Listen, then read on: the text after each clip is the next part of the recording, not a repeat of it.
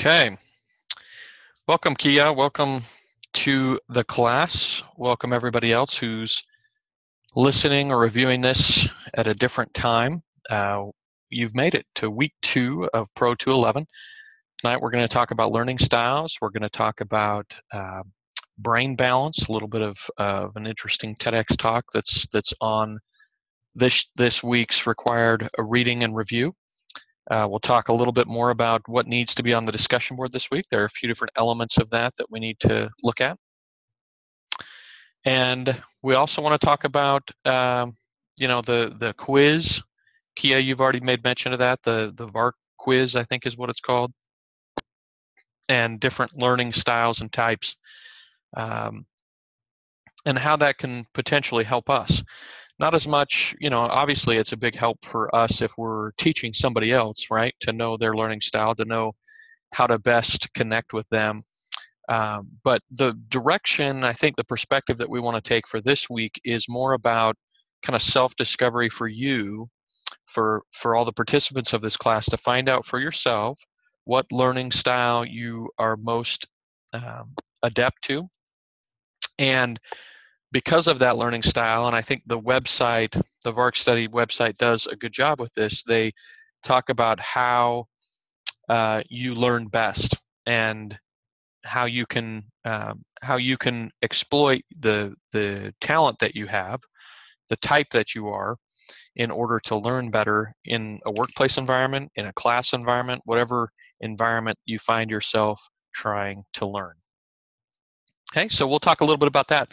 As far as just some housekeeping items, of course, we've got your week 1 discussion board that I'll be grading this evening. And so all of you will have feedback and a score on the week 1 discussion board. Just as a reminder, I do accept late work, so if you find yourself behind at this point already in the class, no worries, it's still early, but get caught up as soon as you can, and you'll be able to get most of the credit for doing that. If you have turned everything in on time to this point, congratulations, you made it through the first week. These courses, these mods go very, very fast, and it's great to stay caught up. Obviously, you will find yourself a lot less stressed out towards the end if you just stay caught up along the way. So last week we talked about personality types. We talked about different strengths that somebody you know might have described you as. It's interesting. Again, it's an interesting self-discovery to have people who you're close to tell you what they perceive as your strengths. We can all write our own list, and perhaps that would have been a good exercise to write your own list of things that you think you're strong at, or not even strong at, but just different traits that you have, personality traits that you have. And then, of course, go to someone that you're close to that knows you well and invite them to describe your traits and see how consistent those traits are. Obviously, your opinion is the most important, but it is an important exercise to find out how other people view you and whether or not there's a significant disconnect between how you view yourself and how others view you, right? In a positive light, of course, talking about strengths and yes, weaknesses, but focused for last week more on probably the strengths, since it was somebody who knows and likes you probably that was responding to those questions. Kia, were you able to get that interview done and get that assignment done? Not to put you on the spot, but were you able to get that discussion board completed last week with your interview? Right on. Good work. So there were a couple other small components to the discussion board that we talked about. We talked about how there are 3 different parts. If you didn't review last week's session and are confused by me saying that there were 3 different parts to the discussion board, I would encourage you to go back and read the instructions and then briefly review the session, because you'll find that there were distinct aspects or components to the requirements, to the instructions, and it took a very careful read of the instructions to find those, right? So tonight, before we even get started with anything, as far as the content, let's look at this week's discussion board.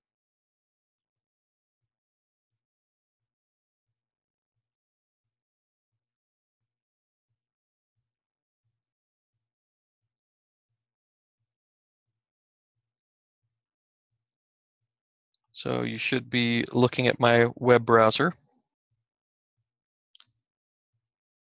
Kia, can you see our course page here as I click through it? Good work, thank you. That's why it's so important that you're here, so you can verify that we're in the right place. So this week, as far as required readings, we've got some different readings about learning styles that we've already mentioned. We've got a quiz, a questionnaire, and like I say, perhaps the most important part of the questionnaire is not the questions themselves, but the fact that when you're done with the questions, you'll have some feedback on how you learn and how to improve your learning. So we'll look at that together here in just a second.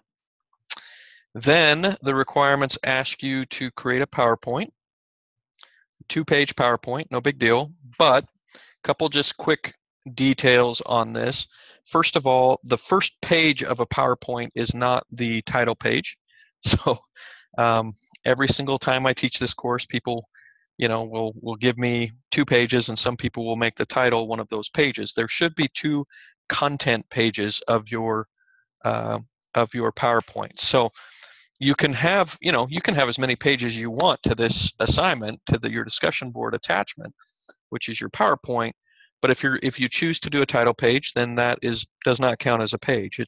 There are 2 content pages, right? It would be like if we asked you to do a 2-page writing assignment, you wouldn't count the title page as one of your writing pages, right? It's 2 pages in addition to the title page and the reference page.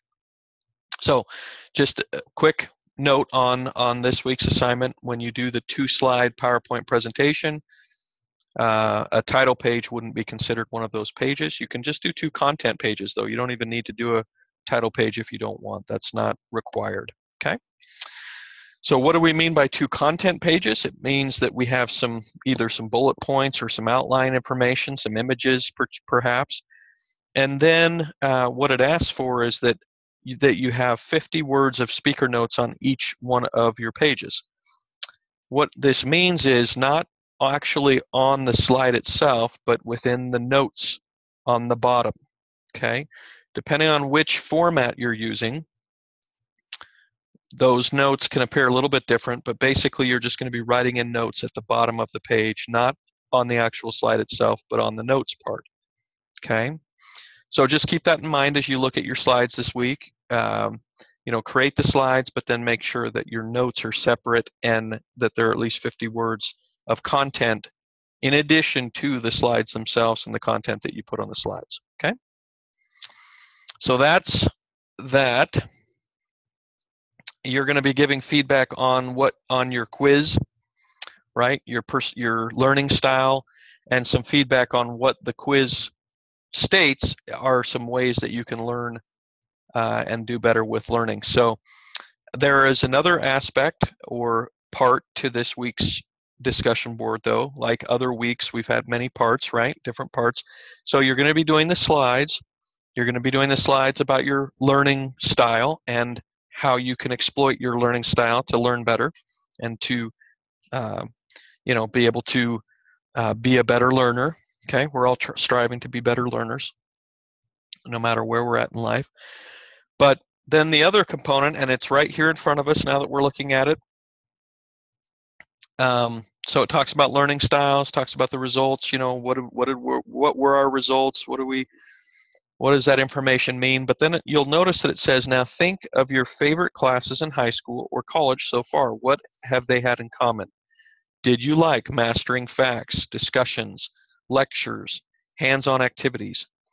So make sure that you answer that somewhere within the discussion board as well. Not necessarily within the slides, but just within the body of the discussion board. And you'll notice that it helps you to understand what should be on each of your slides. Notice slide 1 doesn't say title.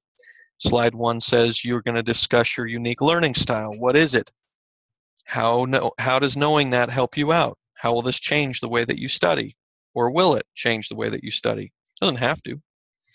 And so make sure that you have read through what each slide is supposed to be answering, and then make sure that you've got speaker notes or slide notes that at least exceed that 50-word minimum, which is not a lot of words, right?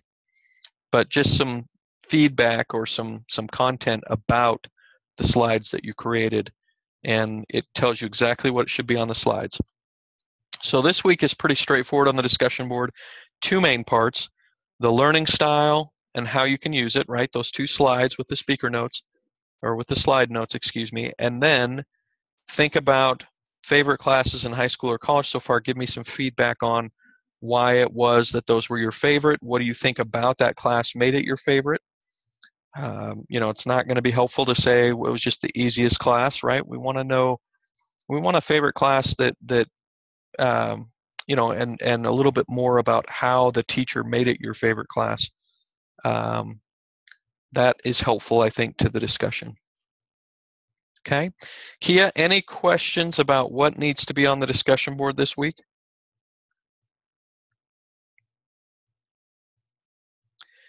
And if you have any questions, just write them in, but it should be pretty straightforward this week. Another thing that will help you for this week's expectations is looking at last week's grading and feedback, right? So you'll have some better, you'll better know how to expect scoring to take place each week based on that first week. And as I mentioned last week and encouraged you, I'd err on the side of overdoing it, because it's your entire grade or most of your grade, just these discussion boards. You don't have any other assignments or tests or anything like that. And so if it were me, and since it's the only thing I have to do and it doesn't even take too long, I would put some good effort into it. I would make sure that my main post demonstrated that I had read all the required material and reviewed all the required material, whether it's a video or an article. I would be trying to make sure that I demonstrate that I had reviewed all the material, right? And then make sure that I cover all of the instructions associated with the discussion board. So this week, a little different. I've already mentioned it on the discussion board. There are 4 required posts this week. Your main post, right, with the slides, and then with some feedback about favorite teachers and why. And then 3 peer responses this week to others in the class. Okay? So that is the discussion board this week. Okay, so then you have this VARC quiz, which is some of the content this week.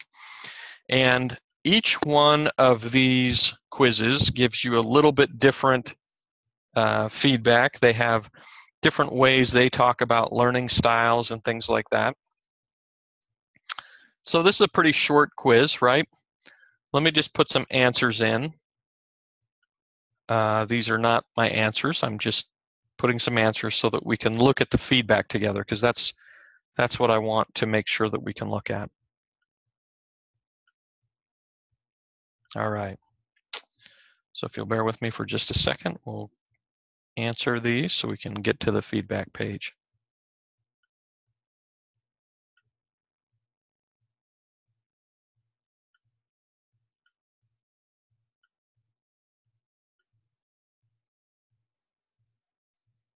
It's going to think I'm like bipolar or schizophrenic or something, because obviously I'm not putting into any thought at all into my answers, so they're not going to be very consistent, right?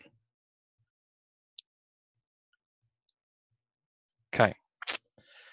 So, yeah, I'm all over the place, right? But what it tells me, and this will be consistent with a lot of you in the class, a lot of you will be what's referred to as multimodal, a multimodal learner. Okay, somebody who can learn, who learns using different modes, and really all of us to a certain extent have that, but some of us manifest one of these areas a little more than others, right? And so we can exploit that. But in reality, all of us, you know, all of us can remember things better if we have a multimodal, you know, strategy put to use. But the idea that the thing that I wanted to look at here is some of the information here that I can look at. So there's a video presentation here, there's a downloadable book, and then there's a how how do I learn best? And if I click on information, basically is giving me a book that I can buy. I was thinking that it gave me more information on multimodal right here.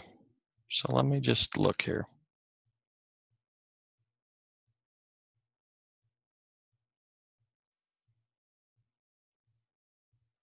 Okay, so it shows different strategies here, the links to them.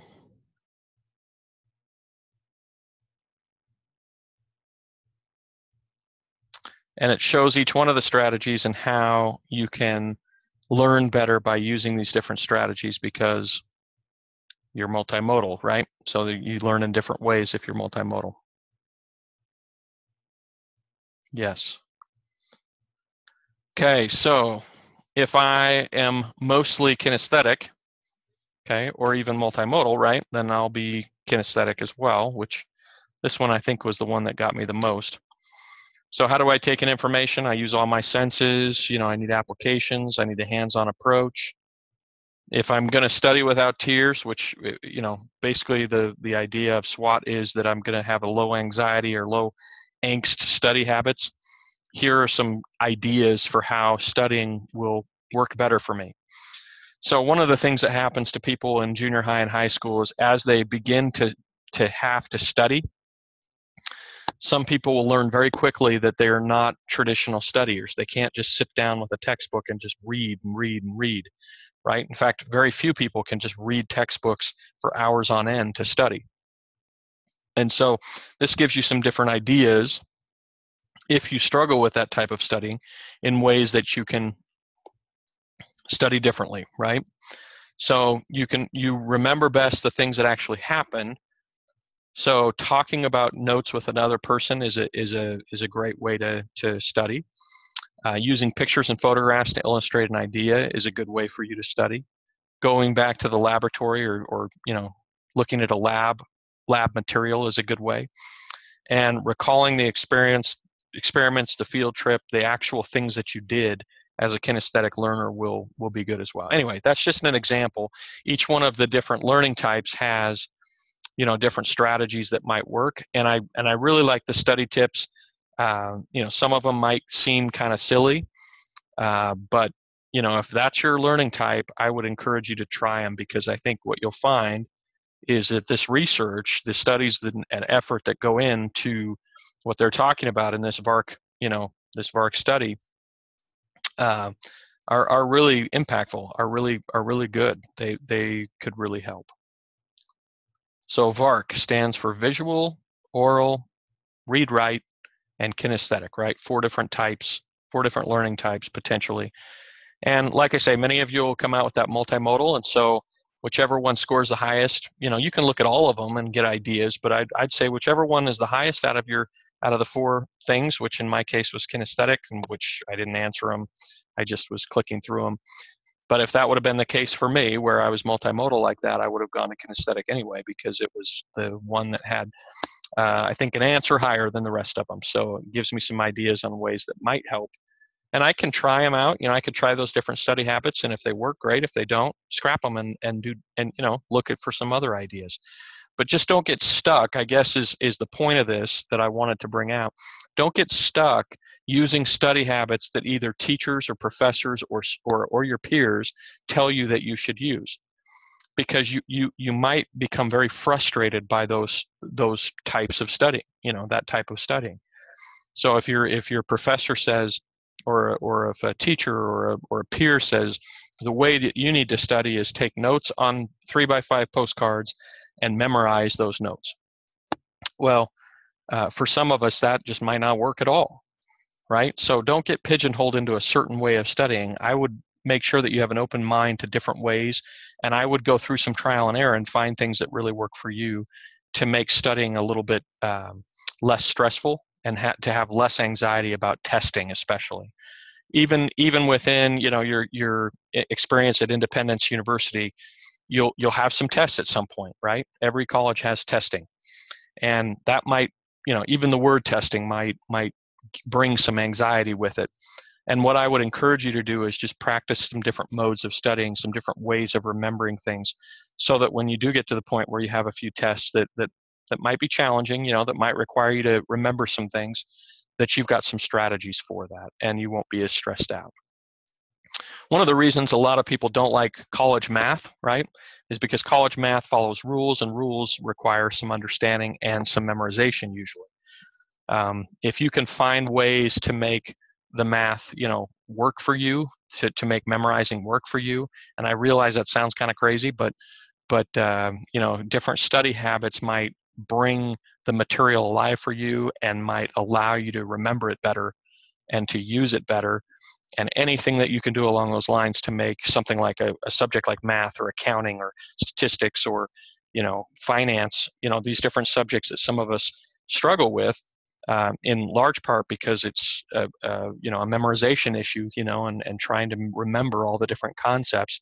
If we can find study habits sooner than later that really help us to remember those concepts, then we'll be in great shape and we'll have a lot less stress and anxiety around testing. Kia, I'm going to put you on the spot again, but what kind of study habit has worked for you in the past for testing? Just traditional memorization, or do you have some different tricks that you kind of use for yourself that work better for you?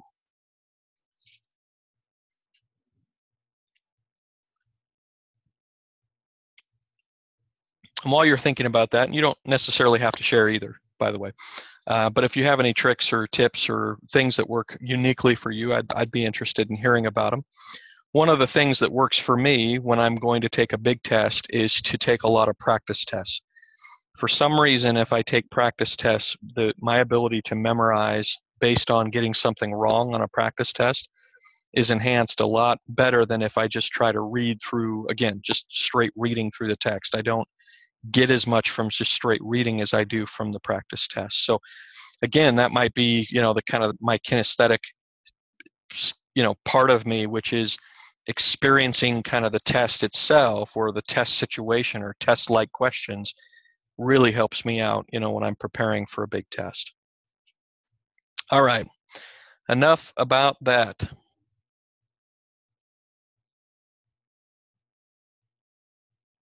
We might have lost Kia to the Golden State San Antonio game.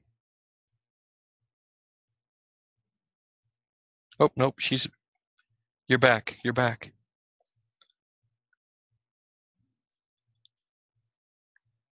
Getting back to my slides here. A visual learner. So try to remember what I've seen. Good. So reading, actually, if you're a visual learner, sometimes a chart or a visual, something visual, like a picture associated with what you're trying to remember too could help.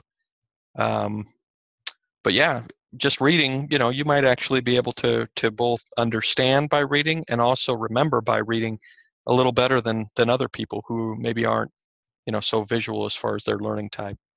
One of the things that I think is interesting, and I'll just throw this out there, when I was younger, when I used to take these tests, I think I took probably 3 or 4 of them in college at different times, 10, 15 years ago. It seems like I would always get visual learner as my type, as my learning type. And actually most recently, and I taught this class last month, when I actually paid attention to the answers that I was giving on the VARK test, I came out as a kinesthetic learner, which is just I don't know if I've changed or if I am more self-aware and understand myself a little bit better and can answer those questions a little more honestly. I have no idea why that is, but if you would have asked me a few months ago, what do you always test out as far as your learning type, it would have always been a visual learner. But as I was going through the kinesthetic feedback, some of it makes a lot of sense to me, in ways that I learn at this point, and ways that I can remember and memorize. So anyway, you may even change as far as your learning type. So it makes sense to look at these and maybe take a different test or two over the years, as you're learning, so that you can stay up on tricks and tips for your particular learning type, and especially if your learning type may have changed, like I say, like mine did. Yeah, visualization is a great tip for somebody who's a who's a visual learner, and then also, like you say, and this is an interesting point that you make, Kia, because the hands-on thing is probably not one of the things that it suggests as a tip for you as a visual learner. Maybe it is, but usually the hands-on thing is more as the kinesthetic, right? The folks who need to touch and feel and experience.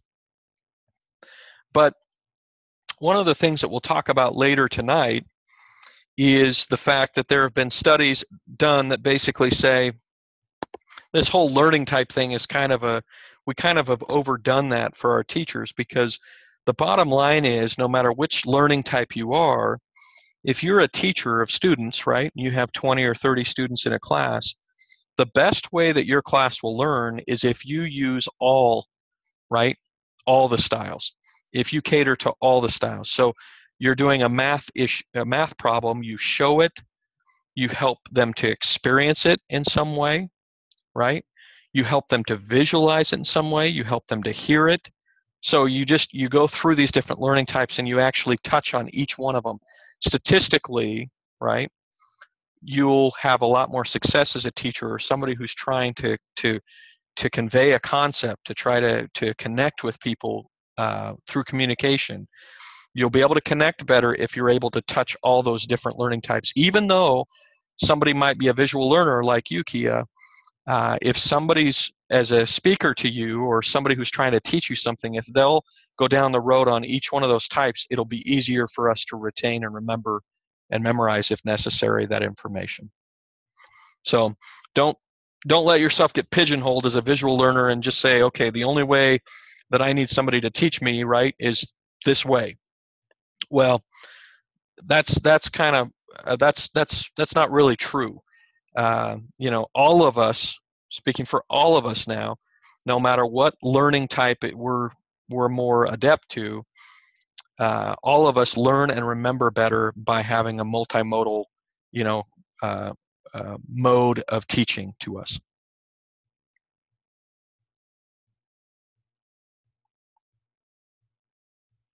Interesting. So you got the multimodal as well, huh?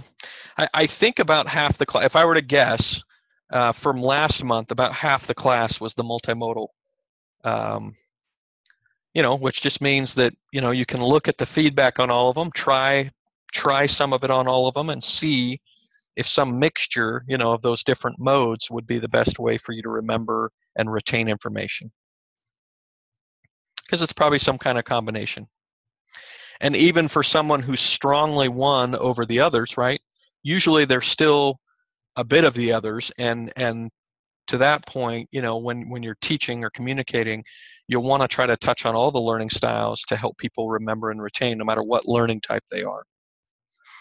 So let's go over this slide here real quick. If I were to ask you, when we're talking about learning styles, who cares? What's the point? Is this just a hoop we're jumping through? Some students in this class, I'm sure, would say, yeah, I mean, why are we learning about this? This is just another, mindless exercise that you make us go through to pass a class. I've heard that multiple times, about different content that I teach. This particular content, I really think, and I don't need to sell it. This isn't a sales job on how important this is. If you want to be an effective communicator, you're going to try to understand your audience. And the way you understand your audience is that you understand how to connect, right? People who connect with others are effective communicators. They can motivate, they can inspire, they can have something that's memorable take place. So if you're memorable and inspiring and motivating, it will require you to touch on these different learning types to really connect with different people. If you're trying to teach your children something, if you're trying to communicate something and help somebody understand something, like a spouse or a friend or a family member, having the concept of learning types in your back pocket, be able to pull that out and say, okay, this person obviously needs to experience something before they're going to understand it. Then help them experience it. Find a creative way to help them experience it, if it's your child or a spouse or a loved one. So I just think there are a lot of ways that you can use this information, not only to get through school and maybe be a better studier, right? The SWOT thing, study without tears, right? Maybe have less angst and anxiety and stress about the upcoming tests that are coming. If you have different ways of studying that really touch on all these different learning types or your specific learning types. But perhaps more than that, and just in life in general, as far as communicating with others, I think that it can be a significant value add if we're thinking about it and being cognizant of these different types, these different learning types, and how to communicate and effectively teach or even learn, either side of the coin through these different learning modes. So how do we find out? Well, we take these different quizzes, and there's not a foolproof quiz out there. This VARD quiz that we just did today or looked at today and that you've done as part of this class, that's just one among many. It only has 4 learning types. There are others that have up to 7 different learning types. There are others that only concentrate on 3. Okay, a lot of times you just see the visual, auditory, and kinesthetic, right, or experiential. Which just means you've got to experience, feel, and touch something with your senses, with all of your senses, and experience it before you learn effectively. So could be 3 different types, could be 4 different types, could be 7 different types, could even be more. I'm sure there's research out there that even categorizes these learning styles into more than 7. But the only reason I put it down there is because there's not a right or wrong answer on it, but there's some good feedback, I think, that can be useful and helpful. And the more specific we get about our learning style or our dominant learning style, the more that we can, find out what for us will work when it comes to learning. Do we control it? Can we change it? I don't know, actually. I think the verdict's still out on that. I don't know that we have the ability to control the learning type that we learn best from. Although, like anything else in life, the more you probably practice a certain way of studying, the better you probably can get at it. So while you might not be able to control what your dominant learning style is, you very well might have some influence on how good you get at a certain learning type, right? Or a certain teaching type, for that matter. There are probably some teachers, as you think back to your high school and college teachers, for this week's discussion board, there are probably some teachers that were actually dominant in just one type of teaching, right?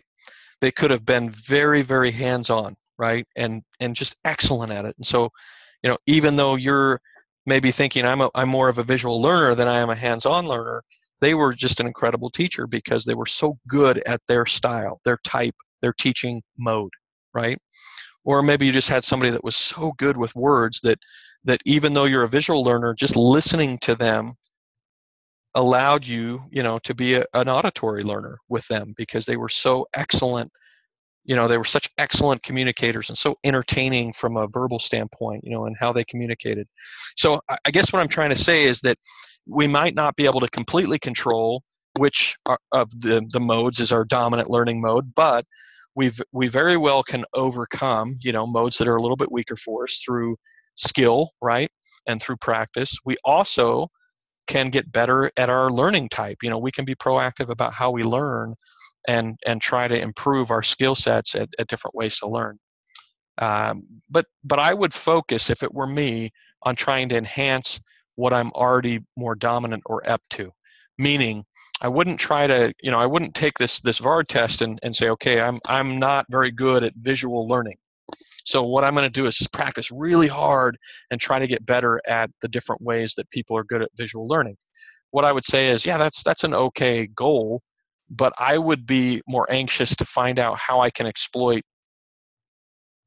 the way that I'm good at learning already, right? Instead of trying to be good at something I'm maybe not naturally as good at. We talked about the most effective communication, and the reason I put this on here is just because the most effective communicator just knows how to connect.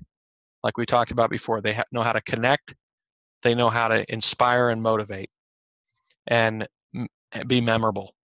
And so the most effective communication probably uses different modes, right? They talk about how to be an effective communicator. If you're in a communication class, they'll talk about using humor. They'll talk about using voice inflection. They'll talk about using, different speeds as far as how fast you talk. I'm not very good at that. I'm just, kind of one speed fast. And sometimes I don't use a lot of inflection in my voice, and up and down, like they talk about is really good. These are all things that help different learners to be able to learn better, for you to be able to connect with them as a communicator.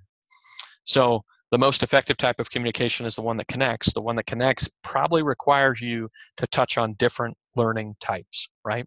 And so it's worth thinking of, if you're going to give a speech or if you're going to give some kind of presentation, it's worth thinking in your mind, okay, there are going to be visual learners there, they're going to be auditory learners, they're going to be kinesthetic learners, right? They're going to be these different types of learners. How can I touch them?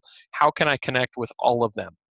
And it's probably by using a variety of different modes, of presentation. And then can we change it? Like I say, I think we can improve. I think we can, enhance something that we already are, right, through practice. I think we can do that with anything in life through practice. I think it might change over time, like I mentioned, mine did. I think I was a dominant, as far as all the tests that I took, I was dominantly a dominant visual learner. And then, most recently it says that I'm more of a kinesthetic learner, and that's fine. I'm okay with that. It could probably change based on life and life experiences and where I'm at as far as learning and teaching at this point. Okay, any questions on any of that, Kia?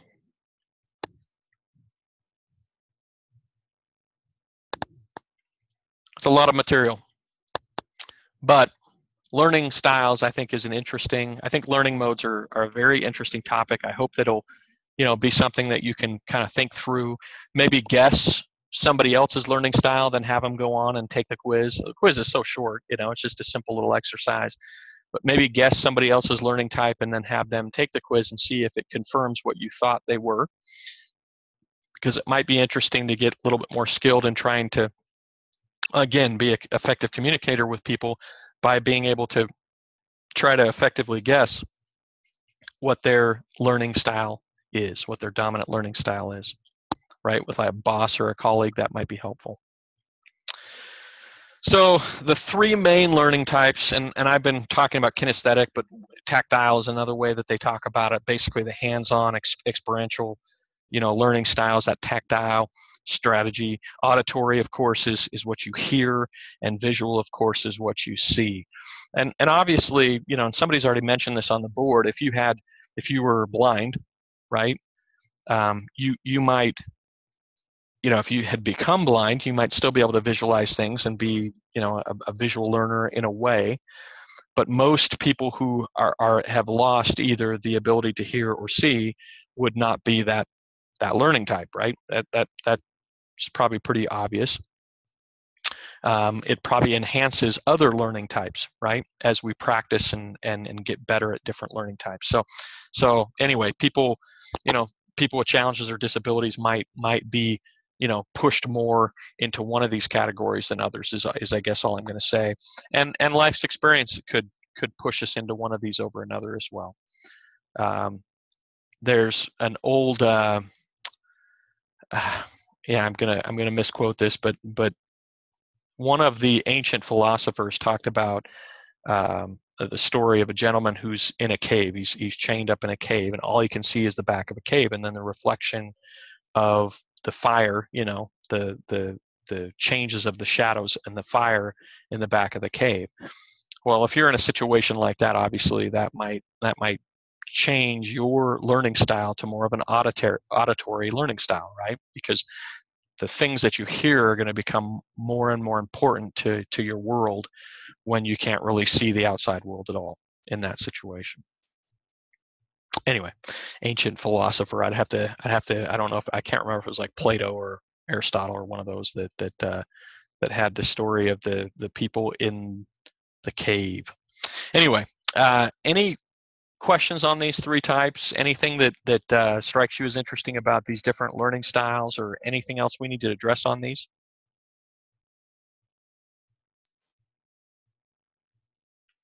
Okay. So what's a workplace application? When we get done with this, with this class, when you get done with your education, how can you take what we've learned about as far as learning styles and apply it to your workplace environment?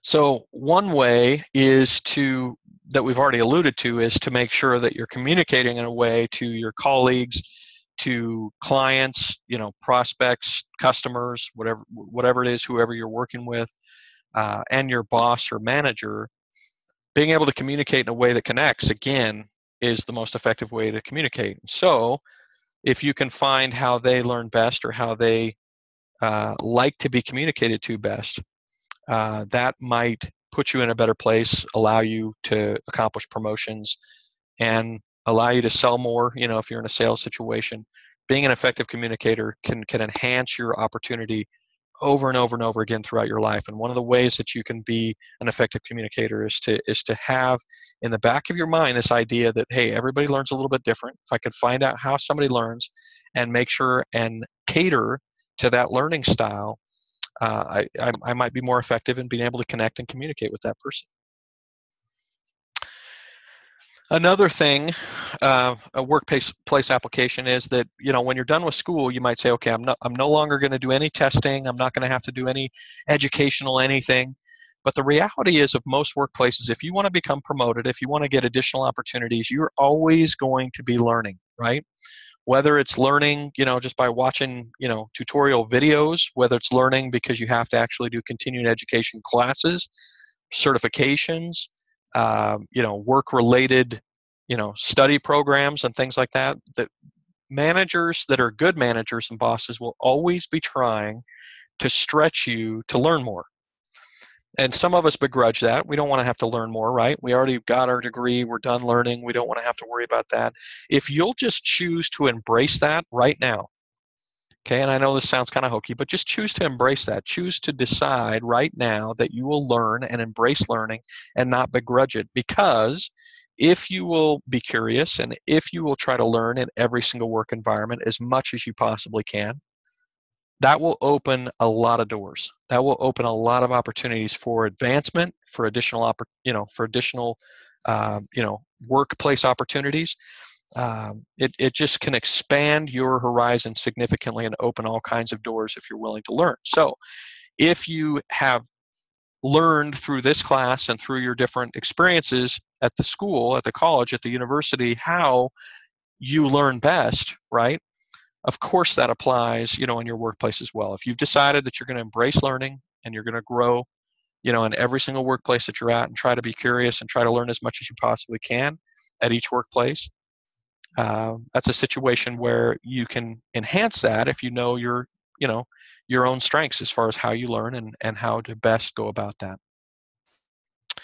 And then something that there's an article that I won't go into a lot, but basically the article talks about, it's a business article that talks about how to effectively communicate with your managers and bosses. And something that a lot of managers and bosses do now are like quarterly reviews or monthly reviews, where they sit down and basically try to take inventory of where you're at, with your performance, and set some goals with you and try to hold you accountable to goals that you've had in the past. A lot of managers and owners that do these quarterly reviews or monthly reviews or weekly reviews with employees, it's kind of a train wreck. It's not, there's not much accountability. If there is, it's just not done in a way that's helpful, or that builds people, and builds people up and is positive. But when done right, these can be a great opportunity, and they can also be an opportunity, whether or not they're good or bad, whether or not your manager or owner is good or bad at doing these different quarterly reviews or monthly reviews with you as an employee. They can be a great opportunity for you to communicate with your manager or boss the way that you learn best. Okay, be very upfront with them about how you learn best, and also be upfront with them and candid with them about the things that you feel like you can do well to help their team, and things that you're not very good at. And this is an opportunity for them to teach and coach you, and basically feel flattered by you asking for advice and help in ways that you feel like you're not very strong, that you're kind of weak. It's also an opportunity for them to exploit the things that you're good at. And believe me, every team has opportunity to better exploit the positives and the strengths of their team. Okay, we could work so much better as teams in business and within our careers if we would take inventory, real inventory, okay, honest inventory of the things that we're good at, and then exploit those those talents that we have among us, inside of us, right? Go after it. You might find that somebody that you feel like is the weakest link on your team has an extraordinary talent that has just never been showcased, that's never been exploited, that's never even been used or looked at by a manager or owner, and that is too bad, right? That's something that should never happen. Owners and managers especially should be very good at trying to find what unique talents everybody on their team has and then exploit them, use them. Make sure that they're benefiting the team based on those talents that they have, and that everybody's not just focused on things that we all need to improve, or that the weaknesses that we have, right? Although, worth looking at them, it's just not worth, spending and dwelling on them. It's much better to focus on those things that we can add to the team, right? And do uniquely well. And if managers were better at doing that, man, a lot of the work environments that we have would be so much better. A lot of the teams that we're on would be so much better, because a lot of people are at jobs for years and years and their managers don't even know what they're good at. They're so focused on just getting jobs done, getting tasks done, focused on what they're not doing right instead of what they are doing right. It just becomes kind of a negative, toxic thing. And we've all worked at places like that, and we don't enjoy it, right? It's not a place that we can enjoy. It's not fulfilling. So use these workplace inventory sessions, or review sessions with your managers at different workplaces. And if you haven't had these before, this is just kind of in vogue right now, where managers and owners, supervisors feel like they need to do these checkups basically with us, once a month or once a quarter. Use those though effectively, and the way you can use those effectively is to, yes, set goals, yes, stay accountable, yes, learn from them, whatever the manager wants to say, whatever their agenda is. But then when they say, do you have any questions for me, or is there anything I can help with, which they usually always, end a good meeting with that. Talk about how you learn best, and talk about your strengths and weaknesses, and be candid, be honest, be self-aware, and you'll be surprised at how endearing that is, how that connects you with your manager in a way that maybe you've never been able to connect before, as far as a manager-employee relationship anyway. And it's something that they can really, use to grow and to build your team and do a better job. So anyway, that's enough about that. But I do think it's an opportunity or tip that I wish I would have done better at, throughout my career, talking to my managers about ways that I can improve, things that I feel like I'm good at, and being very candid about, things that I feel like I struggle with, and asking them for advice and help. Okay, so then end with this pbslearningmedia.org site. I've given you a link to a quick little kind of hokey video that basically talks about how learning styles are kind of a hokey thing, and that teachers need not worry about, trying to cater to learning styles. They need to worry about just trying to be a well-rounded teacher, right? So instead of a teacher saying, okay, I'm going to take inventory of my class, and if I've got more auditory learners, or if I've got more visual learners, which usually visual learner is the most common one. So if I've got more visual learners than anything else, I'm going to just focus my class on making sure that everything I do is to help those visual learners succeed, since they're in the majority. When in reality, it would be much better for that teacher to not worry about that, not stress about that, not stress about learning styles as much as just making sure that they touch on all the learning styles and all the teaching styles, and make sure they're well-rounded. Because statistics show, or feedback shows, that if you'll focus on all three, right, all three types, auditory, visual, and kinesthetic, or that tactile learning method where you experience stuff, if you'll focus on all three, people can retain and remember the information better than if you only focus on one of them, even if that's their learning style. Okay? So anyway, interesting article, interesting video about learning styles, and how teachers sometimes take them out of context and try to focus too hard on one particular learning style, when what they really should be doing is making sure that they're well-rounded and experience all three modes in how they teach. All right, one more thing for tonight. I mentioned to you, I think early on tonight, that I thought, or maybe it was on the discussion board already, But I mentioned that I just really enjoyed this TEDx video that the school has put on for our course this week. And the TEDx video is interesting. It talks about basically a new kind of study that's out there about trying to help, especially children, but any aged people, learn better. And that people who really struggle learning and comprehending in school, sometimes it comes down to being able to train their brains how to process information and retain information. So the point of the video, and I won't give you all the information for it, I want you to watch it. I think it's very impactful. But the point of the video is that most of us who struggle, to remember and retain and learn, if learning is a challenge for us, most of us, it's because we struggle to process and organize information in our brain. And that the way that you overcome that, potentially, and there's statistics to show that this is highly effective, however not foolproof, but one of the ways that you can really improve on this is to actually condition and train your brain to organize and process information and to practice it. And if you practice it using different, of course they have their methodology, this lady has her own methodology and things that they've come up with. There's probably lots of right answers, right? It's not just her company that has a corner on how to train our brain to be better. But if we can exercise our brain and condition our brain to process information more effectively, their statistics show significant improvement across all subjects, across, even behavior issues, even children at home getting a list of things from their parents to do are able to process that better and actually do those things better, because of this conditioning and this exercise that you can do for your brain to basically condition it to process information better. So anyway, I thought it was great. One of the things that I hear a lot on the radio as I'm driving around to different appointments and things is a commercial for a company called Brain Balance. And maybe you guys don't have a company like this where you're at, but I've often thought, I wonder what they're doing, because they talk about, children who act out and aren't doing well in school, bring them to Brain Balance, and we'll help your child to basically,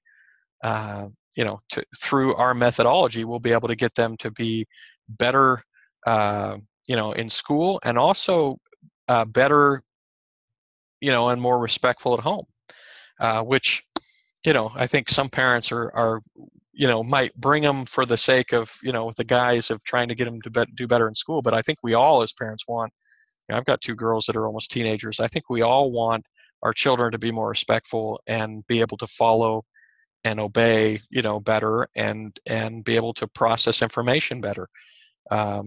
Instead of us having to remind them 20 times to do something, that you'd be able to tell them once and have them do it. So the commercials for these companies, and this particular one called Brain Balance, is that bring your child to us and we'll basically help them to be a better, to be better listeners, and to be better, more respectful, and to do better in school. And I bet, if I were to guess, and I haven't been to Brain Balance and I don't know exactly what they're doing, but when I was watching this TEDx talk, it made me think that's got to be what that is. Not necessarily the same program as this lady that's in the TEDx talk, but the same idea, because what she's talking about is trying to have your left side of your brain be able to communicate and process information with the right side of your brain. And that the brain is, obviously it's organic. It's something that grows and changes and develops. And so firing between the left and right side, these neurons, and having them, communicate the right way with each other from left to right is vitally important to how we process information and how effectively we process things. And so if you can create exercises, and some of these exercises seem kind of hokey, and you'll see some of the examples that they use, but they work. You find ways to exercise your brain's communication from one side to the other, and it tends to help other aspects of your life and of your learning. So anyway, that's just a little preview. I hope you'll actually watch the entire video. I hope that you'll give me some feedback on the discussion board about it, to show that you were able to listen to it and see it. But I think it's an awesome exercise. I don't know, Kia, have you been able to see that video yet? maybe I'm overselling it, but I thought it was a lot of fun. I thought it was very interesting. All right. Well, I hope you will. So that's all that I've got for tonight. Any questions about the discussion board and assignments now that you've had a chance to kind of think through it, some of the material? Anything that you need from me, Kia, before you're able to get working this week and get everything done okay? If not, we'll wrap up tonight. Have a great evening. We'll hopefully see you next week. I will be out of town for a few days this week, so if it takes just a little bit longer to get feedback from me, don't be alarmed. I'll get back to you as soon as I can. But we'll be back on Monday, even though it's Memorial Day, if I'm not mistaken. We'll still record that night. And I realize that many of you will be with family and off or on vacation or something like that. That's fine. You've still got the whole week to review the session and complete that part of the expectation for the course. So anyway, have a great night. Kia, have a wonderful week, and we'll talk to you later. Thank you. You too. Have a great one.